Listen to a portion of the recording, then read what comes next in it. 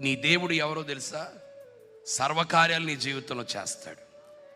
ఒకవేళ నీకు ఇచ్చిన కృప, నీకు ఇచ్చిన రక్షణ, నీకు ఇచ్చిన ప్రార్థన, నీకు ఇచ్చిన మంచి మనస్సు, నీకు ఇచ్చిన దైవిక ఆసక్తి, నీకు ఇచ్చిన సమస్త భక్తిని పోగొట్టుకుని చెడగొట్టుకుని ఒకవేళ ఇక్కడ ఉంటే, ఏది పోయిందో ఏది పాడైపోయిందో మరలా సమస్తాన్ని బాగుగా చేస్తాడు. వాట్ నాట్, నీ దేవుని వల్ల జరగంది ఏముందమ్మా?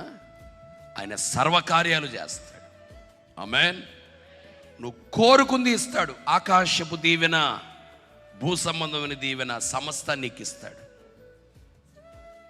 పాడైపోయినది కూడా మరలా దేవుడు తిరిగి కట్టి పూర్వపు వైభవం కంటే రెట్టింపు కృప దేవునికి ఇచ్చును గాక.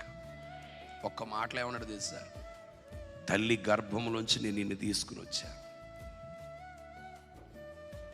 సంతోషంగా ఒక మాట అంటాడు, ఆకాశంలోకి వచ్చే వరకు నేను నీతో ఉంటా. కాదనుకుని భూమి అంటావు చూడు, పాతాళము నరకమని, అక్కడ కూడా వెళ్ళే వరకు వెళ్ళొద్దు అంటున్నాడు ప్రభు. అన్నీ నా చేతిలోనే ఉన్నాయి. ఆయన సమస్తం చెప్పబడుతున్న మాట. నాకైతే దేవుని పొందు ధన్యకరం. దేవుని పొందులో నేనుంటే నాకు పరలోకం ఇస్తున్నాడు ప్రభు. దేవుని పొందులో నేనుంటే సర్వకార్యాలు చేస్తున్నాడు. ఆయన పొందులో నేనుంటే యెహోవా శరణులో మనం ఉందుము గాక, సియోనులో మనం జీవించుదుము.